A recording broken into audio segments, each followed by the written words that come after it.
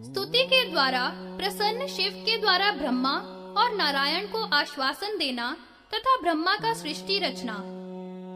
सूत जी बोले, मधुर पीले सफेद नेत्र वाले महादेव जी ने उन दोनों को अधिक नम्र होकर उनका कीर्तन करते हुए देखकर सब कुछ जानते हुए भी क्रीड़ा के लिए अनजान की तरह बोले, इस घोर प्रलय के समुद्र में कमल के नेत्र वाले आप दोनों महानुभाव कौन हो जो आपस में अत्यधिक प्रेम पूर्वक क्रीड़ा कर रहे हो।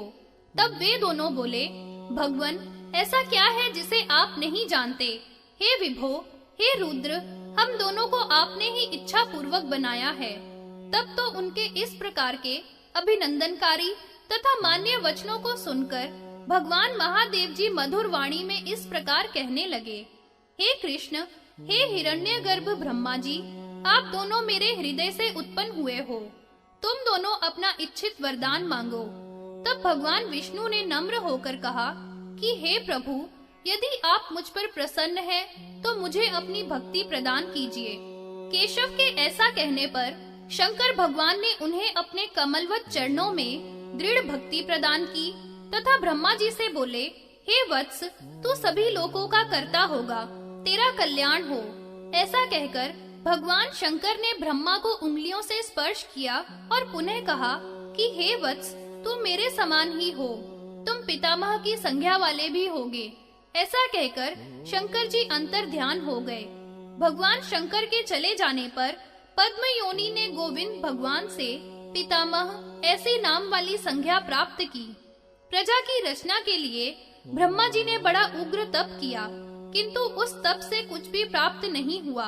तब दीर्घ काल तक तप करने पर ब्रह्मा जी के नेत्रों से आंसू निकलने लगे।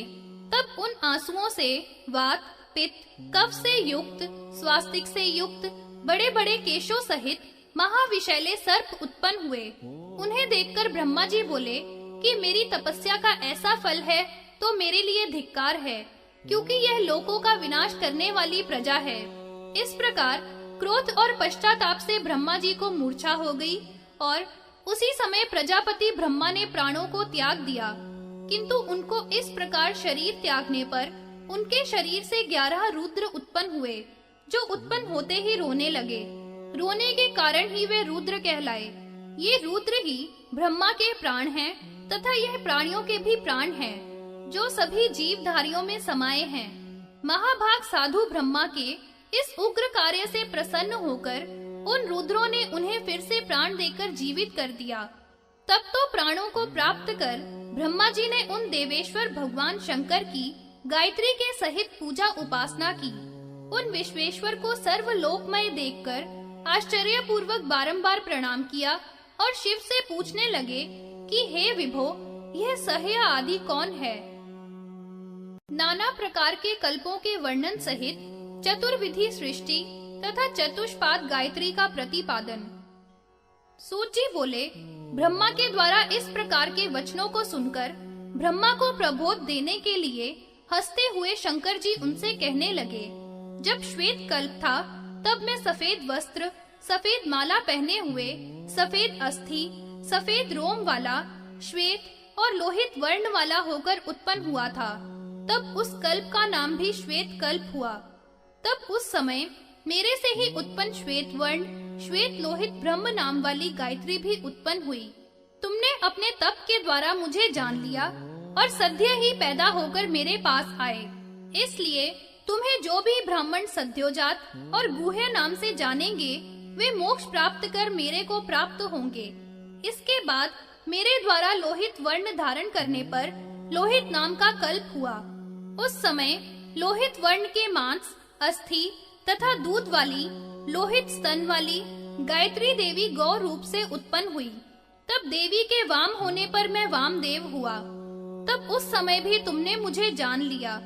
उस समय मैं वामदेव नाम से भूतल पर प्रसिद्ध हुआ। जो लोग मुझ वामदेव को जान लेंगे, वे रुद्रलोक को जाएंगे और लौटेंगे नहीं। तब मैं योग क्रम से पीत वर्ण का हुआ और मेरे द्वारा किए गए नाम से वह समय पीत कल्प हुआ। वह ब्रह्म सहित गायत्री भी पीत वर्ण, पीत लोहिता तथा पीतांगी गायत्री भी उत्पन्न हुई। हे महासत्व, तब तुमने योग युक्त चित्त से मुझे जाना, वहां पर तत्पुरुषत्व रूप से मुझको पहचान लिया। हे ब्रह्मा, तब मेरा तत्पुरुष नाम हुआ, जो मुझ रुद्र को तथा वेद माता गायत्री रुद्राणी को तप से युक्त होकर जानेंगे, वे फिर लौट कर नहीं आएंगे। इसके बाद जब मैं कृष्ण वर्ण का उत्पन्न हुआ, तब वह कल्प भी कृष्ण नाम से कहा गया। उस समय मैं काल के सदृश तथा लोक प्रकाशक हुआ। हे ब्रह्मन, तब मुझको घोर पराक्रमशाली तुमने जाना। उस समय गायत्री भी कृष्ण लोहिता और कृष्णांगी हुई। ब्रह्म संज्ञा वाली गायत्री जिस समय उत्पन्न हुई, उस समय मैं पृथ्वी पर घोरत्व को प्राप्त हुआ। ऐसा जो मुझको भूतल पर जानेंगे, उनके लिए मैं अघोर शांत तथा अविनाशी हूँगा। हे ब्राह्मण, जब मेरा विश्व रूप हुआ, तब तुमने मुझे परम समाधि से जान लिया। तभी लोक धारिणी विश्व रूपा गायत्री उत्पन्न हुई। जो विश्व रूप वाले मुझको भूतल पर जानेंगे, उनके लिए मैं शिव और सौम्य हूँगा। इससे यह कल्प विश्व रूप नाम वाला कहा है और वह विश्व रूपा गायत्री कही है। सर्व रूप मेरे 4 पुत्र हैं, जो लोक सम्मत हैं, जिससे प्रजा के सभी वर्ण उत्पन्न होंगे तथा सभी वर्णों में सर्वभक्ष्य और पवित्र भी होंगे। मोक्ष, धर्म, अर्थ और काम नाम वाले ये पुत्र हैं। वेद भी 4 प्रकार के होंगे, 4 प्रकार के ही वर्ण होंगे। आश्रम भी 4 प्रकार के होंगे तथा धर्म के 4 पाद 4 ही मेरे पुत्र हैं। इसलिए चतुर्युग अवस्था में चराचर जगत अवस्थित है। भूलोक, भुवलोक, स्वहलोक, महलोक, जनलोक, तपलोक, सत्यलोक तथा इसके परे विष्णु लोक है। भू, भुवः, स्वः, मह यह 4 पाद कहलाते हैं। भूलोक प्रथम पाद है, भुवलोक दूसरा, स्वलोक तीसरा तथा महलोक चौथा पाद है। पंचम लोक जन लोक है तथा 6वां तप लोक है तथा 7वां सत्यलोक है, जिसमें मोक्ष पाने वाले मनुष्य ही जाते हैं, जो लौट के नहीं आते। विष्णु लोक वह उत्तम स्थान है, जिसमें से पुनः जीव को लौटना नहीं पड़ता। स्कंध और भौम भी सभी सिद्धियों वाले स्थान है। रुद्र लोक योगियों का शुभ स्थान है, जिसको ममता से रहित, अहंकार से रहित, काम क्रोध से रहित द्विजाति लोग ही देखते हैं। हे ब्रह्मा, यह जो 4 पैरों वाली गायत्री जो देखी, उसके पादांत में विष्णु लोक, कुमार, शांत, ओम लोक कहे गए हैं। इसके द्वारा ही सभी पशु 4 पैर वाले तथा 4 स्तन वाले होंगे। सोम मंत्र से युक्त मेरे मुख से जो गिरा, वह प्राणियों का जीव है। इस प्रकार उत्पन्न जीव स्तन पीने वाले होंगे। उनकी सोम, अमृत तथा जीव संज्ञा कही है। इसके बाद 2 पैर वाले तथा 2 स्तन वाली सृष्टि हुई। वे सभी 2 पैर वाली तथा 2 स्तन वाली सावित्री देवी से उत्पन्न हुए। इसके बाद यह देवी अजा रूप से उत्पन्न हुई। इससे सब बल वाली, सर्वभूतों को धारण करने वाली यह देवी तुमने देखी। इसके द्वारा सभी यह विश्व रूप प्रजा उत्पन्न हुई। तब से युक्त होकर जो ब्राह्मण मुझे देखेंगे, वह तमोगुण, रजोगुण रहित मनुष्य लोक को त्याग कर मुझे प्राप्त करेंगे तथा मेरे लोक से पुनः लौटकर पृथ्वी पर नहीं आएंगे। ऐसा ब्रह्मा से शिव ने कहा। तब प्रणाम करके नम्र होकर ब्रह्मा जी ने कहा कि हे प्रभो, गायत्री से युक्त ऐसे महेश्वर रूप विश्वात्मा आपको तथा गायत्री को जानते हैं, उन्हें आप परम स्थान दीजिए। तब भगवान ने कहा, ऐसा ही हो। जो महात्मा शिव के इस विश्व रूप को जानता है, वह ब्रह्मा के वचन से ब्रह्म सायुज्य को प्राप्त करता है। शिव तत्व से साक्षात्कार करने के लिए उनका आविर्भाव तथा उनकी शिष्य परंपरा का कथन। सूत जी बोले, ब्रह्मा जी ने रुद्र भगवान से इस प्रकार की बात सुनने पर उनको पुनः प्रणाम किया था तथा वह प्रजापति ब्रह्मा रुद्र से कहने लगे, हे भगवान, हे महादेव, हे महेश्वर, आपके ये शरीर जो संसार के द्वारा पूज्य है, कब किस काल में अथवा युग में ब्राह्मणों के द्वारा जाने जाते हैं अथवा इन्हें किस तरह से तप से, ज्ञान से या ध्यान से जाना जाता है। इस प्रकार के वचनों को सुनकर भगवान रुद्र ब्रह्मा जी से कहने लगे। श्री भगवान शंकर जी बोले, मैं तप, व्रत, दान, धर्म, तीर्थ से, वेदाध्ययन से, धन से जाना नहीं जा सकता, केवल ध्यान से ही जाना जा सकता हूँ। 7वें वाराह कल्प में जब स्वयं वैवस्वत मनु कल्पेश्वर होंगे, जो हे ब्रह्मा जी आपके नाती होंगे, तब चतुर्युग की अवस्था में युगों के अंत में लोकों में अनुग्रह करने के लिए मैं भी उत्पन्न होऊंगा। उस प्रथम युग के प्रथम द्वापर में स्वयं प्रभु ही व्याप्त होंगे और ब्राह्मणों के हित के लिए उस युग के अंत में मैं भी श्वेत महामुनि नाम से उत्पन्न होऊंगा। शिखा सूत्र से युक्त हिमालय के छागल नाम के सुंदर शिखर पर वास करूंगा। सभी मेरे 4 शिष्य वेद पारंगत शिक्षा से युक्त मेरे पास ही पैदा होंगे। वे सभी श्वेत शिखा से उत्पन्न होंगे। वे सभी योग में परायण हुए मेरे समीप ही चले जाएंगे। पुनः दूसरे द्वापर में जब सद्योजात प्रजापति व्यास होंगे, तब मैं भी लोक कल्याण के लिए पैदा होऊंगा। तब मेरा नाम सुतार होगा। तब मेरे ये 4 पुत्र दुंदुभि, शतरूप, ऋचिक और केलुमा नाम से उत्पन्न होंगे तथा ये चारों ही साथ साथ ध्यान और योग में परायण होकर रुद्र लोक को चले जाएंगे। तीसरे द्वापर में जब भार्गव व्यास होंगे, तब मैं युग के अंत में दमन नाम से प्रकट होऊंगा। तब भी ये मेरे 4 पुत्र उत्पन्न होंगे। इनका नाम विकोश, विकेश, विपाश और पाप नाशक होगा। तब भी ये चारों योग मार्ग के द्वारा आवागमन से छूटकर रुद्र लोक को चले जाएंगे। चौथे द्वापर में अंगीरा नाम के ऋषि व्यास कहलाएंगे। तब मैं सुहोत्र नाम से पैदा होऊंगा और मेरे पुत्र भी सुमुख, दुर्मुख, दुर्धर और दुरातिक्रम नाम वाले होकर योग मार्ग से रुद्र लोक को जाएंगे। 5वें द्वापर में सविता नाम के व्यास होंगे। तब मैं कंक नाम से महातपस्वी के रूप में प्रकट होऊंगा। उस समय चारों महाभाग मेरे पुत्र सनक, सनंदन, सनातन और सनत कुमार महान दृढ़ व्रती उत्पन्न होंगे तथा मेरे समीप आकर आवागमन से छूटकर दुर्लभ मोक्ष को प्राप्त करेंगे। 6वें द्वापर के काल में मृत्यु व्यास बनेंगे। तब मैं लोगाक्षी नाम से विख्यात होऊंगा और योगात्मा दृढ़ व्रती चारों शिष्य क्रमशः सुधामा, विरजा, शंख, पाद्रज नाम से उत्पन्न होंगे।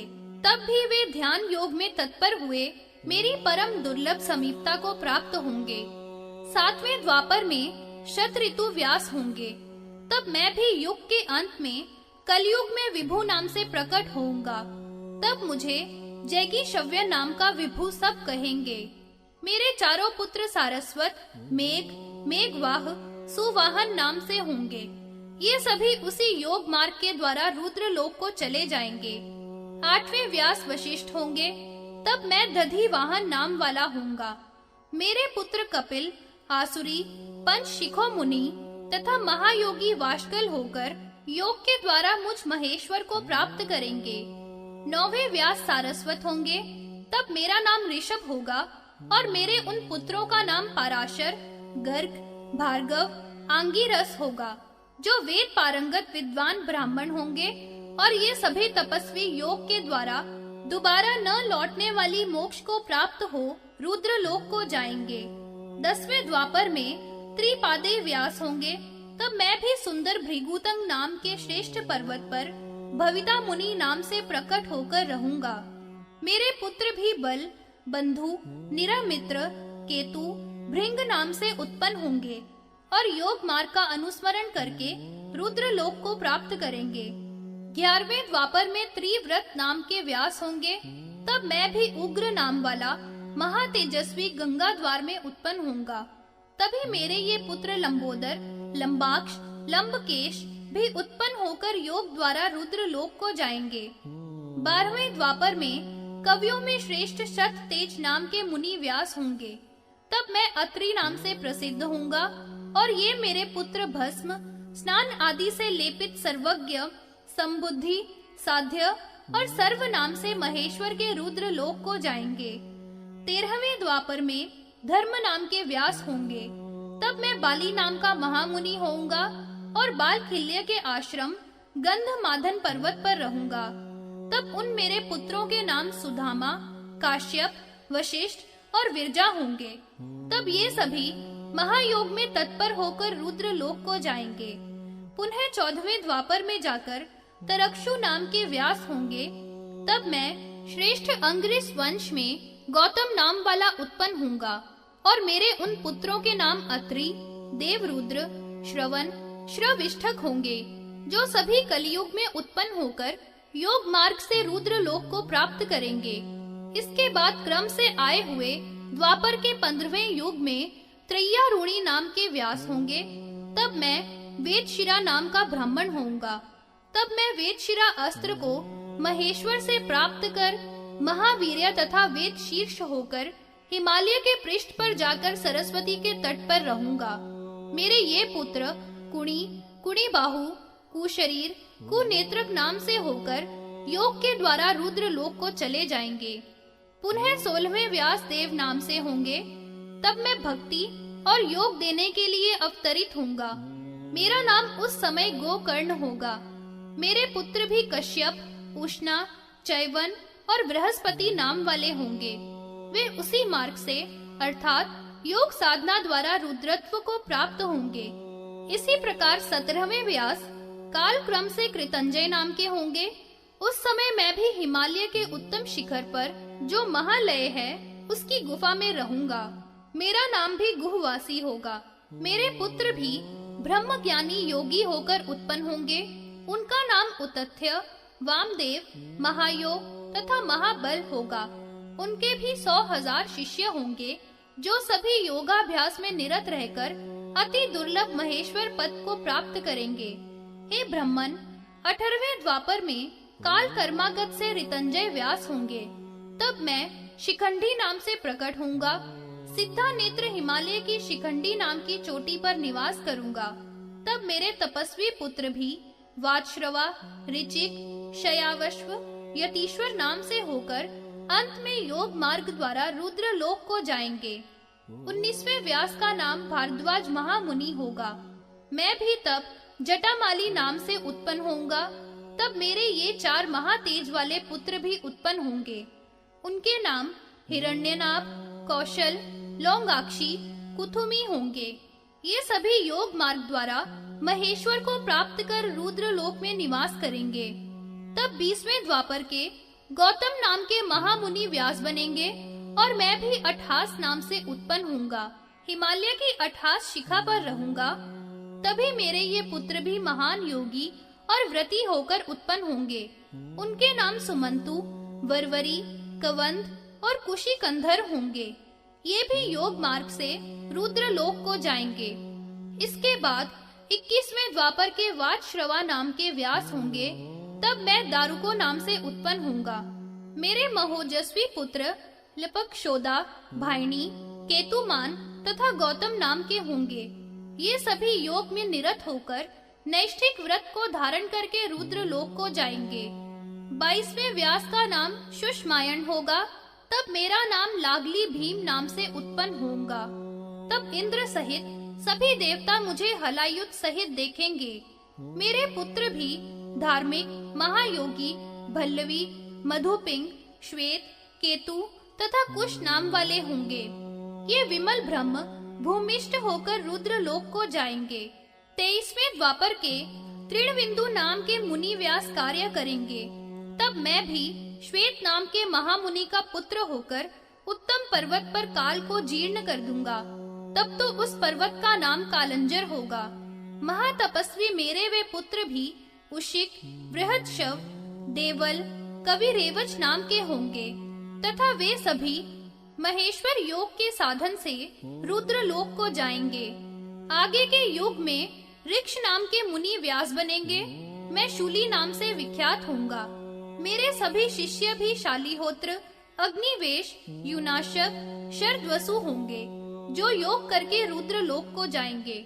25वें व्यास का नाम शक्ति होगा। तब मैं भी दंडी मुंडीश्वर नाम से प्रकट होऊंगा। छागल, कुंडक, कुंभांड, प्रवाहज नाम से मेरे पुत्र भी उत्पन्न होकर अंत में योग मार्ग से शिवत्व को प्राप्त करेंगे।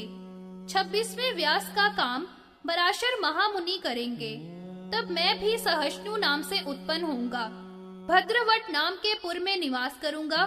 मेरे पुत्र परम धार्मिक, उल्लूक, विद्युत, शंभूक तथा अश्वलायन नाम वाले होंगे और महेश्वर पद को प्राप्त करेंगे। 27वें द्वापर में जातुकर्ण्य नाम के व्यास होंगे। उस काल में मैं भी कलयुग के अंत में सोम शर्मा नाम का ब्राह्मण होऊंगा। प्रभास क्षेत्र में रहकर मैं योग में उत्पन्न होऊंगा। मेरे ये तपस्वी शिष्य भी अक्षपात, कुमार, उलूक तथा वत्स नाम से प्रसिद्ध होंगे। तब वे यह विमल विशुद्ध होकर योग का अनुसरण करके रुद्र लोक को प्राप्त होंगे। काल क्रम से 28वें द्वापर में पराशर मुनि के पुत्र विष्णु स्वरूप श्रीमान द्वैपायन नाम के व्यास होंगे। उसी काल में वासुदेव श्री कृष्ण भी 6वें अंश से उत्पन्न होंगे। तब मैं भी मेरु पर्वत की पवित्र गुफा में आपके तथा विष्णु के साथ निवास करूंगा। योग में तत्पर तब मेरा नाम लकुली होगा, वह सिद्ध क्षेत्र होगा। तब मेरे पुत्र भी कुशिक, गर्ग, मित्र, कौरुष्य नाम से उत्पन्न होंगे और योग मार्ग के द्वारा दुर्लभ रुद्र लोक को जाएंगे। ये सभी पाशुपत धर्म के मानने वाले तथा भस्मीभूत होंगे। शंकर के लिंग की अर्चना में निरत रहेंगे। मैं भी न तो सांख्य से, न पंचरात्र से और न ध्यान से प्रसन्न होता हूँ। जितना मैं पाशुपत धर्म से प्रसन्न होता हूँ और मनुष्य भी पाशुपत योग द्वारा परम गति को प्राप्त होते हैं। हे ब्रह्मा जी, यह मैंने अपने अवतारों के लक्षण तुम्हें बताए तथा 28 मनवंतरों के क्रम से व्यासों के नाम भी कहे हैं। कृष्ण द्वैपायन मुनि 28वें द्वापर में व्यास होकर वेदों का विभाग करके धर्म के लक्षणों को कहेंगे। सूत जी बोले, भगवान के द्वारा रुद्रावतारों को सुनकर प्रसन्न हुए ब्रह्मा जी पुनः शंकर जी से पूछने लगे। ब्रह्मा जी बोले, हे भगवान, सभी देवता एवं गण सब कुछ विष्णु रूप हैं। वेद भी ऐसा ही गान करते हैं, परंतु वे भी आपके लिंग की अर्चना में तत्पर रहते हैं तथा आपको निरंतर प्रणाम करते हैं। इसका भेद क्या है? सूत जी ब्रह्मा जी के ऐसे वचन सुनकर महादेव जी प्रेम पूर्वक कहने लगे कि साक्षात नारायण, इंद्र तथा सभी देव और मुनि की लिंग की पूजा में जो तत्पर रहते हैं, उसका कारण ये है कि लिंगार्चन के बिना निष्ठा नहीं होती। ऐसा कहकर महादेव अंतर ध्यान हो गए। तब ब्रह्मा जी भी हाथ जोड़कर शिव को नमस्कार करके शेष सृष्टि की रचना करने लगे। लिंगार्चन की विधि तथा स्नान और आचमन के प्रकार। ऋषि बोले, हे रोमहर्ष जी, महादेव जी की लिंग में किस प्रकार पूजा करनी चाहिए, इस समय यह भी बताने की कृपा करें। सूत जी बोले, कैलाश पर्वत पर देवी ने महादेव जी से एक बार इसी प्रकार पूछा था। वहाँ पास में नंदी बैठा था। उसने सब सुनकर पूर्व में ब्रह्मा के पुत्र सनत कुमार को लिंगार्चन विधि कही थी। उससे महातेज वाले व्यास ने सुनी थी। मैंने शैलादि से स्नान विधि पूर्वक अर्चन विधि सुनी, सो उसे मैं तुम्हें कहूँगा। शैलादि बोले, अब ब्राह्मणों के हित के लिए स्नान आदि की विधि कहूँगा, जो पूर्व में गोद में बैठी हुई पार्वती को कही थी, जो सब पापों का नाश करने वाली है। इस विधि से स्नान करके एक बार शंकर का पूजन करके ब्रह्म सूर्य से आचमन करे, वह मनुष्य सब पापों से छूट जाता है। शिव जी ने 3 प्रकार का आचमन कहा है, जो ब्राह्मणों को बड़ा हितकारी है। वरुण स्नान द्वारा उससे उत्तम है, वह है भस्म से। तीसरा स्नान मंत्र के द्वारा हो जाता है। जो पुरुष दुष्ट भाव वाले हैं, उनकी शुद्धि जल या भस्म से नहीं होती है। अतः शुद्ध भाव वाला मनुष्य पवित्र होता है। सब नदी, तालाब आदि में लय पर्यंत जो नित्य स्नान है, वह दुष्ट भाव वाला नहीं होता है। मनुष्यों का कोमल रूपी चित्त तभी खिलेगा जब ज्ञान रूपी सूर्य की आभा से पवित्र हो जाएगा। मिट्टी, गोबर, तिल, पुष्प, भस्म, कुशा तीर्थ के लिए ले जानी चाहिए। हाथ पैर धोकर आचमन करके देह के मल को दूर कर किनारे पर रखे उन द्रव्यों से स्नान करे। उद्धता शिवराहेन आदि मंत्र को बोलकर मिट्टी से स्नान करे। गंध द्वारा मंत्र से गोबर लगाकर स्नान करे। मलिन वस्त्र त्याग कर शुभ वस्त्र धारण करे। तब 3 बार आचमन करे। सब पापों से शुद्ध होने के लिए वरुण देव का आह्वान करे, मानसिक पूजन करके ध्यान करे, आचमन 3 बार करके तीर्थ में गोता लगावे तथा शिव का स्मरण कर जल को अभिमंत्रित करे। फिर गोता लगाकर अघमर्षण मंत्र का जप करे। उसी जल में सूर्य, सोम, अग्नि मंडल का ध्यान करे। पुनः आचमन करके जल से बाहर निकलकर शंख से या दोना से अथवा ढाक के पत्ता से या कुशा के जल से या पुष्प के जल से अभिषेक करे। रुद्रेण पावमानेन इत्यादि मंत्रों से अभिषेक करता हुआ तत् देवताओं के स्वरूप का, ऋषियों के स्वरूप का ध्यान स्मरण करता जाए। इस प्रकार अभिषेक करके अपने मस्तक पर जल छिड़के और हृदय में 5 मुख वाले और 3 नेत्र वाले शिव जी का ध्यान करे। अपने शिखा सूत्र का विचार करके आचमन करे। पवित्र हाथों में धारण करके पवित्र स्थान पर बैठे। कुशा सहित दाहिने हाथ से जल उठाकर पान करे तथा 3 बार हिंसा पापादि की निवृत्ति के लिए परिक्रमा करे। इस प्रकार संक्षेप से ब्राह्मणों के हित के लिए स्नान आचमन विधि का, हे ब्राह्मणों, मैंने वर्णन किया है। गायत्री जप विधान पूर्वक नित्य कर्म विधि में 5 यज्ञों का प्रतिपादन। नंदीश्वर बोले, वेद माता महेश्वरी गायत्री देवी का आह्वान करके पाद्य, अर्घ्य, आचमन आदि प्रदान करके प्राणायाम पूर्वक सुख से आसन पर बैठकर 1500 या 108 बार प्रणव सहित गायत्री मंत्र का जप करना चाहिए। फिर अर्घ्य देकर पूजा करके सिर से नमस्कार करे। उत्तमे शिखरे देवी आदि मंत्र बोलकर विसर्जन करे। पूर्व दिशा में तेजो रूप वेद माता गायत्री को हाथ जोड़कर सूर्य की प्रार्थना करे। उद्धृत्य चित्र देवनाम तद उत्थम जात वेदसम इत्यादि मंत्र बोलकर उपस्थान करे।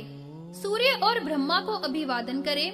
ऋक, यजु, सामवेद के सूर्य सूक्तों से जप करे। पीछे अग्नि की 3 परिक्रमा करे। आत्मा, अंतरात्मा, परमात्मा, सूर्य, ब्रह्मा, अग्नि की वंदना करे। फिर मुनियों को आह्वान करे। यथा योग्य पूर्व या उत्तर को मुख करके सबका तर्पण करना चाहिए। देवताओं का पुष्प के जल से, ऋषियों का कुशा के जल से, पितरों का तिल के जल से, गंध युक्त तर्पण में यज्ञोपवीति ऋषियों के में निविति और पितरों के में प्रचीनावीति धारण करें। देवों का उंगली के अग्रभाग से तथा ऋषियों का कन्नी उंगली की जड़ से और पितरों का दाएं अंगूठे की जड़ से होकर जल छोड़ना चाहिए। देव यज्ञ, मनुष्य यज्ञ, भूत यज्ञ, पितृ यज्ञ तथा ब्रह्म यज्ञ, ये 5 प्रकार के कर्म ब्राह्मण को अवश्य करने चाहिए। हे ब्राह्मणों, अपनी अपनी वेद शाखाओं का अध्ययन करना ही ब्रह्म यज्ञ कहा गया है। अग्नि में हवन करना देव यज्ञ है, बलि देना भूत यज्ञ है, अत्यंत आदर पूर्वक वेद पाठी ब्राह्मण को पत्नी सहित अन्न देना मनुष्य यज्ञ है। पितृश्वरों को उद्देश्य करके जो दिया जाए वह पितृ यज्ञ है। इन 5 महायज्ञों को करने से सभी सिद्धियां प्राप्त होती हैं। सभी यज्ञों में सर्वश्रेष्ठ ब्रह्म यज्ञ कहा गया है। ब्रह्म यज्ञ से सभी देवता, इंद्र, ब्रह्मा, विष्णु तथा शिव सभी प्रसन्न होते हैं। इसमें अन्यत्र विचार नहीं करना चाहिए। इस प्रकार विधि पूर्वक ब्रह्म यज्ञ करके सूत्र सहित पवित्र होवे। हे ब्राह्मणों, इस प्रकार के 5 यज्ञों को न करके मनुष्य सूकर आदि की योनि को प्राप्त करता है। इसलिए सब प्रकार से कल्याण की इच्छा के लिए ब्रह्म यज्ञ आदि तथा स्नान करके विधिवत तीर्थ का सेवन करना चाहिए। बाहर से हाथ पैर धोकर देह शुद्धि के लिए भस्म का स्नान करें। फिर प्रणव से अग्निहोत्र करें। ज्योति सूर्य आदि मंत्र बोलकर प्रातः काल हवन करें। ज्योति अग्नि मंत्र से सायं तथा प्रातः भली प्रकार हवन करना चाहिए। ईशान से शिरोदेश को, मुख को तत्पुरुष से, हृदय को अघोर से, गुह्य स्थान को वामदेव से, पैरों को सह्य आदि से तथा संपूर्ण अंगों को ओम से अभिषेक करना चाहिए। तब पैरों को तथा हाथों को प्रक्षालन करे और देव को स्मरण करके भस्म लगावे। तब आयुहिष्ठादु आदि मंत्र से स्नान करके ऋक, यजु, सामवेद के शुभ मंत्रों को स्नान के मध्य में ब्राह्मणों के हितार्थ बोले। इस प्रकार संक्षेप में स्नान की इस विधि को करने वाला मनुष्य परम पद को प्राप्त करता है।